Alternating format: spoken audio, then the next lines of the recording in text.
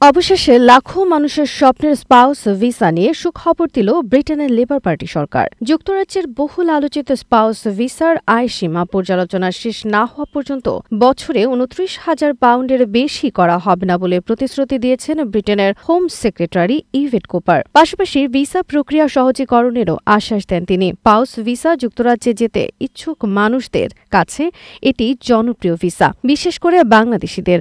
সাম্প্রতিক সময়ে এই ভিসার রেশিও সীমিত থাকলেও ২০২৫ সালের মাঝামাঝি সময়ে বা শেষের দিকে এটি বাড়তে পারে বলে শোনা যাচ্ছে। তবে এই ভিসার আয়সীমা পর্যালোচনার বিষয়টি আসলে প্রশ্ন ওঠে, চূড়ান্ত আয়সীমা বাড়ানো হবে না কমানো হবে। ব্রিটেনের নতুন হোম সেক্রেটারি ইভেট কুপার জানিয়েছেন, বছরে ২৯,০০০ পাউন্ডের বেশি করা হবে না। পারিবারিক জীবন ও যুক্তরাজ্যের অর্থনৈতিক ভারসাম্য বজায় রাখার জন্য ন্যূনতম আয়ের প্রয়োজনীয়তা সহ পারিবারিক অভিবাসন নীতিগুলো পর্যালোচনা করার জন্য স্বাধীন পাবলিক সংস্থাকে আদেশ দেওয়ার পরিকল্পনা করেছেন ইভেট কুপার। যুক্তরাজ্যে স্পাউস ভিসা প্রত্যাশীদের জন্য এটি একটি বড় সুখবর। ন্যূনতম আয়ের সীমা ২৯,০০০ পাউন্ড বছরে বহাল রাখা হয়েছে। বলা হয়েছে, পর্যালোচনা সম্পন্ন না হওয়া পর্যন্ত এই পরিমাণে আর কোনো পরিবর্তন আসবে না। এর আগে অভিবাসন কমাতে ব্রিটেনের সাবেক প্রধানমন্ত্রী ঋষি সুনাকের সরকার যুক্তরাজ্যে স্পাউস ভিসায় স্বামী বা স্ত্রীকে আনার ক্ষেত্রে ন্যূনতম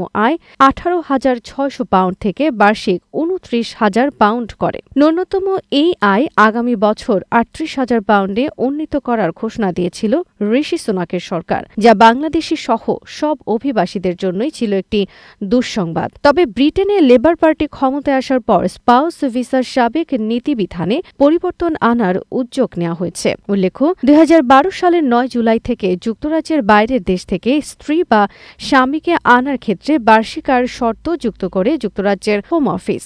এর আগে স্পাউস ভিসায় আবেদনকারীকে যুক্তরাজ্যে আসার পর সরকারের পাবলিক ফান্ডের ওপর নির্ভরশীল হবেন না এই নিশ্চয়তা দিলেই স্বামী বা স্ত্রীকে আনা যেত।